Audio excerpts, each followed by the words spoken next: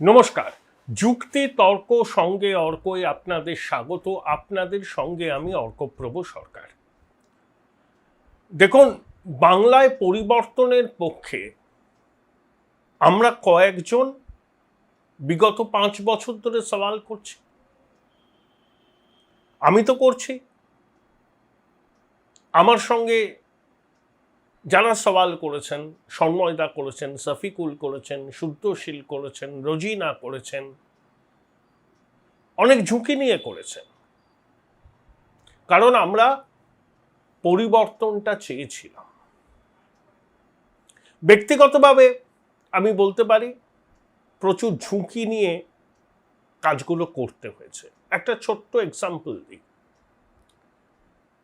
আমি মানিকতলা বিধানসভা কেন্দ্রের ভোটার। ভোটের প্রচারে মানিকতলা কেন্দ্রের তৃণমূল কংগ্রেস প্রার্থী শ্রেয়া পাণ্ডে, স্থানীয় কাউন্সিলর শান্তিরঞ্জন কুণ্ডু সহ আরও কয়েকজনকে নিয়ে কার্যত আমার ফ্ল্যাটে এসে চড়াও হয়েছিলেন। কেন আমি জয় কামদারের সঙ্গে শ্রেয়া পাণ্ডের একটা পুজোর অনুষ্ঠানের ভিডিও আমার ইউটিউবে পোস্ট করেছি। রীতিমতো তর্কাতর্কি এবং পরোক্ষে হুমকি। তাছাড়া তো ফোনে অন্যভাবে তোলামূলের সমর্থক এবং কিছু নেতা ঘুরিয়ে ক্ষমতায় আসলে পরে কিন্তু তোমাদের বুঝে নেব এটা বলেছিলেন। কিন্তু আমরা জানতাম এবার পরিবর্তন হবে। প্রতিষ্ঠান বিরোধিতা ছিল। এই পরিবর্তনের মূল কাণ্ডারিকে যদি ব্যক্তিগতভাবে আপনার কাছে জানতে চান, তাহলে Suvendu Adhikari.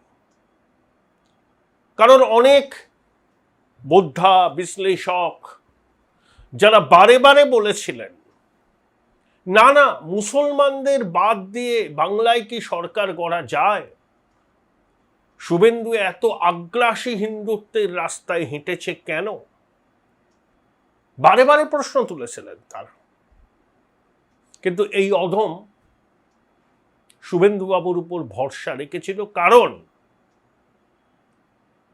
Minus শুভেন্দুবাবু BJP 40-41% vote পেত, 90টা আসন পেত। কিন্তু জন্ম যদি হিন্দু কুলে ভোট দাও পদ্ম ফুলে, হিন্দু হিন্দু ভাই ভাই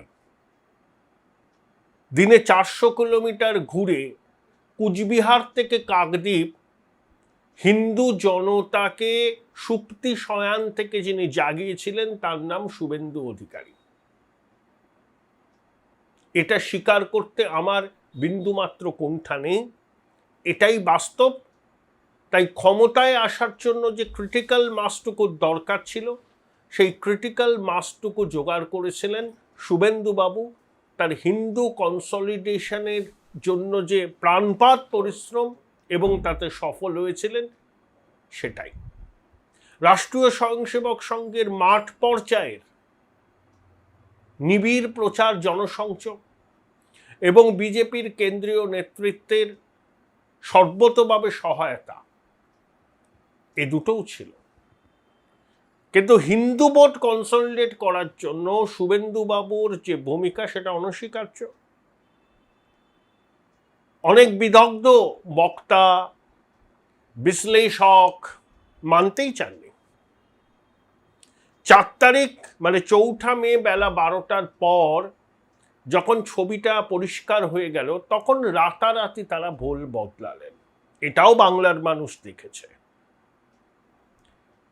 তারা কিছুতেই মানতে চাইতেন না যে এ রাজ্যে বিজেপির সরকার হবে এবং সেই সরকারের প্রধান হবেন শুভেন্দু অধিকারী। 4 তারিখের পরে তারা 180 ডিগ্রি ঘুরে গেছেন তো বেশ করেছেন। আপনারা আগে যা যা বলেছিলেন, এখন যা বলছেন, 4 তারিখ 12টার পরে যা বলছেন, সব পাবলিক ডোমেনে আছে। আর আমি বিগত 5 বছর ধরে যা বলেছি, সেটাও পাবলিক ডোমেনে আছে। কারণ এইসব সমালোচক বিশ্লেষক আসলে ওই বিশেষ ইকোসিস্টেমের সদস্য যারা চায়নি বাংলায় বিজেপির সরকার হোক। তারা এমন ন্যারেটিভ তৈরি করার চেষ্টা করেছে যাতে পরিবর্তনকামী জনতার মনে সংশয় তৈরি হয়।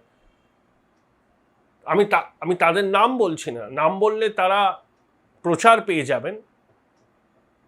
আমার খুব পরিচিত এবং খুব প্রিয় মানুষ, তার সঙ্গে আমার ব্যক্তিগত কোনো বিদ্বেষও নেই। বহুবার তার ইন্টারভিউ আমি নিয়েছি চ্যানেলে। আমি যখন অনেকগুলো চ্যানেল তৈরি করেছিলাম, নিয়মিত আসতেন। অধ্যাপক মানুষ, রাষ্ট্রবিজ্ঞানে।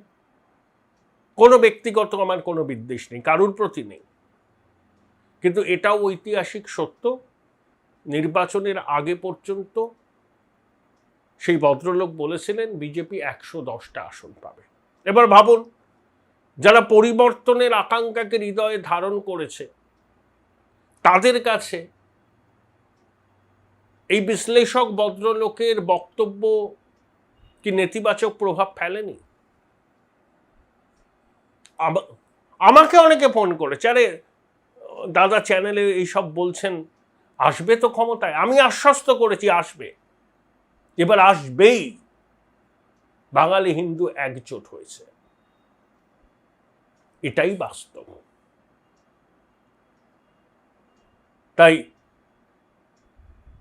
হয়তো কোনো একটা অনুষ্ঠানে গিয়ে আবেগের বশে দু একটা কথা বলেছিলাম, একটু রূঢ়ভাবেই বলেছিলাম, আমি অস্বীকার করছি না। তাতে কেউ যদি আহত হয়ে থাকেন তাহলে আমি দুঃখিত। কিন্তু আমার অবস্থান কি, বাংলার রাজনীতি সচেতন মানুষ জানেন বিগত 5 বছরে আমার অবস্থান কি ছিল। আমি অবস্থান বদলাই না। আর যারা 4 তারিখ 12টার পর হঠাৎ করে বুঝতে পারলেন হিন্দু ঐক্য হয়েছে, শুভেন্দুই সেই হিন্দু ঐক্যের মূল কুশীলব, তারা এখন তাদের মতো করে ব্যাখ্যা দিচ্ছেন। সত্যের খাতিরে আমি একটা অনুরোধ তাদের কাছে করি, অন্তত পশ্চিমবঙ্গের মানুষের কাছে ভুলটা স্বীকার করুন যে আপনারা মানুষকে বুঝতে পারেননি, মানুষের মনকে বুঝতে পারেননি। সেই জন্য বারবার সংশয় প্রকাশ করেছিলেন এবং নির্বাচনের আগেও। এবং আমি ব্যক্তিগতভাবে আমার কথাই বলছি, প্রথম দিন থেকে এই বিশ্বাসে স্থির ছিলাম, বাংলায় বিজেপির সরকার হচ্ছে এবং এই সরকার হওয়ার পিছনে প্রধান ভূমিকা থাকবে আজকের মুখ্যমন্ত্রী শুভেন্দু অধিকারী। আপনাদের স্বনির্বন্ধ অনুরোধ, চ্যানেল সাবস্ক্রাইব করবেন, থ্যাঙ্কস বাটনে ক্লিক করতে ভুলবেন না। দেখুন, সুখেন্দু শেখর রায় মানে আমাদের বুলুদা, প্রকাশ চিকবারাইক এবং সুস্মিতা দেব বিজেপিতে আনুষ্ঠানিকভাবে যোগ দিলেন এবং তারপরে আবার তারা রাজ্যসভার টিকিটও পেলেন, মনোনয়নও পেলেন। তারা রাজ্যসভার সাংসদও হবেন। এটা নিয়ে অনেকে বলছে যে তৃণমূলের জন্য বিজেপি কি দরজা খুলে দিল। দেখুন, সুখেন্দু শেখর রায়, প্রকাশ চিকবারাইক এবং সুস্মিতা দেবের প্রত্যেকে 3-3.5 বছর অবধি মেয়াদ বাকি ছিল রাজ্যসভায়। মাঝপথে তারা কিন্তু ইস্তফা দিয়েছেন। তারা যদি ইস্তফা না দিতেন পুরো মেয়াদটা তারা কিন্তু রাজ্যসভায় থাকতে পারতেন। কিন্তু তারা মাঝপথে ইস্তফা দিয়েছেন, 3টে আসন শূন্য হলো। সেই 3টে আসনে তাদেরকেই মনোনয়ন দেওয়া হলো। এটা রাজ্যসভার 6 বছরের পূর্ণ মেয়াদ জন্য নির্বাচন হচ্ছে না। এই 3 জনের যতটা সময় বাকি আছে রাজ্যসভায়, সেই সময়টা তারা রাজ্যসভায় কাটাবেন বিজেপির প্রার্থী হিসাবে। আমি এর মধ্যে কোনো অস্বাভাবিকতা দেখি না, কারণ এই 3 জনই তাদের রাজ্যসভার সদস্য পদ ত্যাগ করেছিলেন মাঝপথে, তারপর আবার তারা গেলেন। তাহলে একটা স্যাক্রিফাইস তারা করেছিলেন, যে ছেড়ে দিয়ে তারপর আবার নতুন করে তাদের যাত্রা বিজেপির টিকিটে শুরু হলো। তো এটাকে আমাকে অনেকে ফোন করেছিলেন, হোয়াটসঅ্যাপ করেছিলেন, জানতে চেয়েছিলেন তাহলে কি তৃণমূলের জন্য বিজেপি দরজাটা খুলে দিল? আমার এখানে স্পষ্ট মত আছে। দেখুন, সংসদে সংখ্যার খেলা। বিজেপির কেন্দ্রীয় নেতৃত্ব লোকসভা এবং রাজ্যসভায় 2/3 সাংসদের সমর্থন নিশ্চিত করতে চাইছেন। রাজ্যসভায় তার জন্য দরকার 164 জন সাংসদের সমর্থন, লোকসভায় 361 জনের। তাহলে এক দেশ এক ভোট, মহিলা সংরক্ষণ, ডিলিমিটেশন ইত্যাদি বিলগুলো পাশ করা হবে। তাহলে দস্যু রত্নাকররা যদি বাল্মীকি হতে চায় তাদের সুযোগ দিলে অসুবিধা কি? গেল রপ্তদার তো কোনো দরকারই নেই। অতীতে বিজেপি বলুন, কংগ্রেস বলুন, সবাই বিভিন্ন সময় অন্য দল থেকে নেতাদের নিয়েছে, তাদের সম্মানজনক পুনর্বাসন দিয়েছে। বিজেপি কেন ব্যতিক্রম হতে যাবে? এখানে বিজেপির তো সরকার বাঁচানোর জন্য সংখ্যা জোগাড় করতে হচ্ছে না, বরঞ্চ কিছু কিছু বিল পাশ করা তাদের খুব জরুরি, সেই জন্য তারা এই সংখ্যাটা জোগাড় করছে। তার মানে নয় যে দরজা জানলা সব খুলে দেওয়া হলো, তোলাবাজ, কাটমানিখোর, তোলামূলের নেতারা সব দলে দলে বিজেপিতে ঢুকে গেল, এটা নয়। দেখুন, সুখেন্দু শেখর রায় বলুন, তার একটা ব্যক্তিগত পরিচিতি আছে, বাগ্মী মানুষ, আইনজীবী, লেখাপড়া করেন, সুবক্তা, তার বাবা হিন্দু মহাসভার নেতা ছিলেন শিবেন্দু শেখর রায়। প্রধানমন্ত্রী নির্বাচনী প্রচারে এসে সুখেন্দু শেখর বাবুর বাবার নাম বলেছিলেন মালদায় একটা জনসভায়, এবং আরজিকর কাণ্ডের পর থেকেই কিন্তু সুখেন্দু শেখর রায়ের সঙ্গে তৃণমূলের সম্পর্ক মসৃণ নয়। এমনকি বিনীত গোয়েল, তৎকালীন পুলিশ কমিশনার, তাকে হেফাজতে নিয়ে জেরা করার দাবি জানিয়েছিলেন সুখেন্দু শেখর, সেজন্য লালবাজারে তাকে তলব করা হয়েছিল।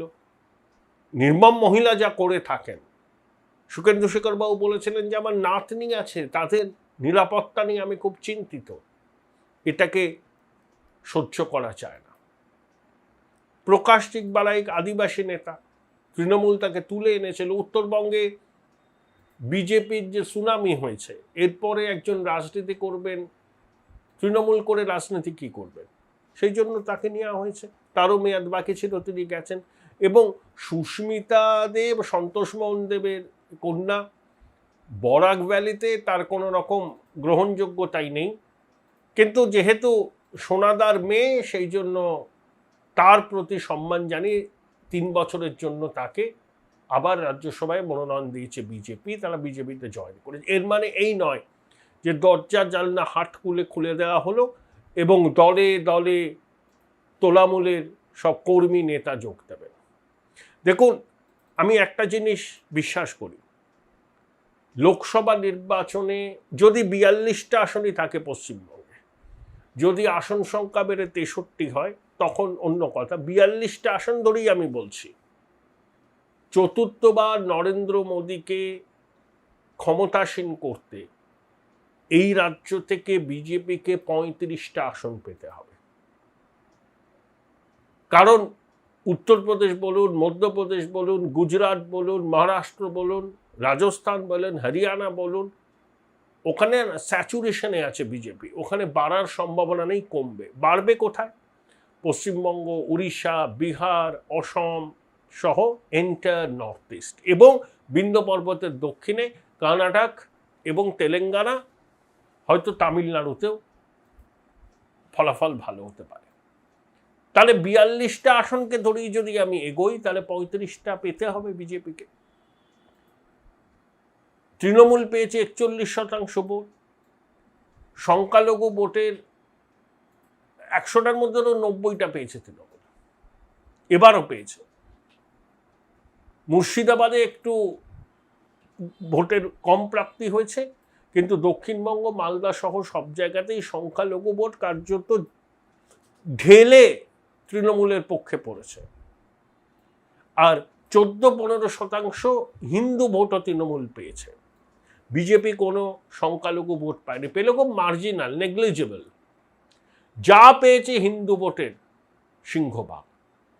এমন মেরুকরণ হয়েছে যাতে বেলডাঙ্গার মতো সংখ্যালঘু অধ্যুষিত অঞ্চলে বিজেপির প্রার্থী ভরত ঝাবার জিতে গেছে। এটা হিন্দু কনসলিডেশন ছাড়া হয় না। শুধুমাত্র প্রতিষ্ঠান বিরোধিতা নয়, প্রতিষ্ঠান বিরোধিতা সঙ্গে হিন্দু কনসলিডেশন, দুটোই কিন্তু এই ফলাফলের পিছনে নির্ণায়ক ভূমিকা নিয়েছে। তাহলে তৃণমূলের যে হিন্দু ভোট আছে, সেই হিন্দু ভোটকে ভাঙতে হবে বিজেপিকে। তার জন্য পরিচ্ছন্ন ভাবমূর্তির যারা কর্মী আছেন, নিচের তলার কর্মী বা মাঝারি স্তরের কর্মী হিন্দু, তাদেরকে বিজেপি যদি নেয় তাহলে মহাভারত অশুদ্ধ হবে না। দল ক্ষমতায় আসলে দলের পরিধি বাড়ে, বহু মানুষ দলের ছাতার তলায় এসে যুক্ত হন, এটাও তাই হচ্ছে বা হবে। বহু আগ্রহী তৃণমূলের নেতারা বিজেপির সঙ্গে যোগাযোগ রাখছেন, তার মধ্যে অনেকে টেন্টেড আছে। টেন্টেডদের নেওয়া চলবে না, নেবেও না বিজেপি। কিন্তু এমন কিছু মানুষ তো আছেন যারা তৃণমূল থেকে কিছু পাননি, শুধু টিভি চ্যানেলে বসে বোকার মতো তৃণমূলের হয়ে সাফাই দিয়েছেন। তাদের ব্যক্তিগত পেশা আছে, তারা সেই অর্থে শাসক দলের উপর ডিপেন্ড করেন না। সেই সমস্ত মানুষজনদের যদি বিজেপি নিজের ছাতার তলায় আনে, হিন্দু পরিচ্ছন্ন ভাবমূর্তির কর্মী, সমর্থক এবং কিছু নেতা, তাতে বিজেপির ক্ষতি নেই, লাভ। এখন আপনারা প্রশ্ন করতে পারেন, দাদা স্বচ্ছ ভাবমূর্তির নেতাকে তৃণমূলে আছে, এটা কি সোনার পাথর বাটি নয়? আমি বলছি আছে, আছে। সুখেন্দু শেখর রাও তো স্বচ্ছ ভাবমূর্তির মানুষ, কিছু আছেন, কিন্তু কর্মীরা আছেন অনেকে যারা কিন্তু তৃণমূল জমানায় কিছু পাননি। সিপিএম বিরোধী লড়াইয়ে যারা মমতা ব্যানার্জির সঙ্গে ছিলেন, মমতা ক্ষমতায় আসার পর 14 সালে ভাইপো মধ্য গগনে আসার পর এরা কোণঠাসা হয়ে ঘরে বসে গেছিলেন, এরা কিছু পায়নি তৃণমূল থেকে। সেই অংশটা হিন্দু, তাদেরকে যদি বিজেপি নেয় বা তারা যদি আসার আগ্রহ প্রকাশ করে, তাহলে বিজেপির লাভ। তাহলে সামান্য বলবো না, 14-15% হিন্দু ভোট বিজেপি পেয়েছে, এই তৃণমূল পেয়েছে। তার থেকেও যদি 7-8% হিন্দু ভোটকে শিফট করিয়ে বিজেপির ঘরে নিয়ে যাওয়া যায়, তৃণমূলের 14-15% হিন্দু ভোটের থেকে যদি 7-8% বিজেপির ঘরে শিফট করিয়ে নেওয়া যায়, তাহলে ইলেকটোরাল অ্যারিথমেটিক বিজেপির পক্ষে ভালো হবে। তাই এই ধরনের নেতাদের, কর্মীদের যদি বিজেপি নেয়, অসুবিধার কিছু নেই। কিন্তু তোলাবাজ, ত্রিপল চোর, রেশন চোর, কাটমানিখোর বহু এখন লাইন দিচ্ছে, ফোনাফোনি করছে, দরজাটা খুললেই ভাবছে ঢুকে পড়বে, এদের জন্য দরজা খুলবে না। স্বচ্ছ ভাবমূর্তির লোক যারা বিভিন্ন ক্ষেত্রে রয়েছেন, যারাও এই পরিবর্তনের পক্ষে কথা বলেছিলেন বিভিন্ন ফোরাম থেকে, তারা যদি বিজেপিতে আসতে চায়, বিজেপির নেতৃত্ব ভেবে দেখবে। তবে সুখেন্দু শেখর, সুস্মিতা এবং প্রকাশ, এটা কিন্তু ব্যতিক্রম। এটাকে নিয়ম ভাববেন না যে এরা গেল বলে বাকি যারা তোলামূলের আছে সব বিজেপিতে ঢুকে যাবে, তা নয়, হবেও না। কিন্তু যারা হিন্দু এবং স্বচ্ছ ভাবমূর্তি, তারা যদি বিজেপির দরজায় কড়া নাড়ে, তখন বিজেপির নেতৃত্ব ঠিক করবেন তারা কি করবেন। পুরোটাই বিজেপির নেতৃত্বের হাতে। ভাই এটা মডেল না, খাতা। আর কত ফটোগ্রাফি করবি? চুপ কর, সামনে মাধ্যমিক, নোট জোগাড় করে পড়তে হবে। কবে পড়বি ভাই? গ্যালারি তো নোটের লাইব্রেরি আর স্টোরেজে পিডিএফ এর ছড়াছড়ি। ধুর, কোনটা পড়বো কোনটা ছাড়বো কিছুই তো বুঝতে পারছি না। আরে তাহলে মৌলিক লাইব্রেরির বই পড়। ওদের সম্রাট এক্সক্লুসিভ সাজেশন বইগুলোতে পাবি সমস্ত গুরুত্বপূর্ণ এমসিকিউ, এসএকিউ ও বড় প্রশ্ন একেবারে উত্তর সহ। কমন পাবো তো? টপারদের জিজ্ঞেস কর। সম্রাট এক্সক্লুসিভ সাজেশন মাধ্যমিক, ভালো রেজাল্টের পাসওয়ার্ড। উচ্চ মাধ্যমিকের পর উজ্জ্বল ভবিষ্যৎ গড়তে NCHMCT পর্যটন দপ্তর, ভারত সরকারের hospitality and hotel management, Paschimbanga সরকারের মাকাউটের BBA BCA, fashion design, aviation tourism, culinary arts পড়ো SBI HM কলেজে। স্টুডেন্ট ক্রেডিট কার্ড ও ব্যাংক লোন পাবে SBI HM এ পড়লে। কোর্সের শেষে SBI HM দেশ ও বিদেশে চাকরির ব্যবস্থা করে থাকে। SBI HM হলো পশ্চিমবঙ্গের সেরা ম্যানেজমেন্ট কলেজ। SBIHM.com বোলপুর শহরের কোলাহল থেকে মাত্র 20 মিনিট দূরেই রয়েছে এই সুন্দর রিসর্ট, যেখানে পেয়ে যাবে স্পেশিয়াস আর এস্থেটিক্যালি ডিজাইন রুম। তোমরা যারা গ্রুপে যাও তাদের জন্য আছে কমফোর্টেবল গ্রুপ স্টে অপশন, আর কাপলদের জন্য রয়েছে লাক্সারিয়াস সুইট রুম, তার উপর আবার ফ্ল্যাট 10% অফ। এখানে প্রকৃতির মাঝে তোমরা পেয়ে যাবে একটা সুন্দর সুইমিং পুল, ছোটদের জন্য প্লে এরিয়া আর একটা এস্থেটিক সেলফি কর্নার। প্রপার্টিটা পুরোটাই পেট ফ্রেন্ডলি, আর এখানে আছে অনেক কিউট ছোট ছোট র্যাবিটস। সকালের ব্রেকফাস্ট থেকে ডিনার পর্যন্ত পেয়ে যাবে একদম হোমলি কমফর্ট ফুড, যা এক কথায় অসাধারণ। বেঙ্গলি কুইজাইনের সাথে সাথে পেয়ে যাবে চাইনিজ আর নর্থ ইন্ডিয়ান অপশন। বিকেলে বনফায়ারের আলো, বন্ধুদের সাথে আড্ডা আর খোলা আকাশের নিচে গ্রাম বাংলার হাওয়া, পুরোটাই এক অপরূপ অনুভব। তাহলে বলো তোমরা কবে প্ল্যান করছো এই পিসফুল এসকেপটা? And don't forget to follow Miss Cupcake for more such travel updates.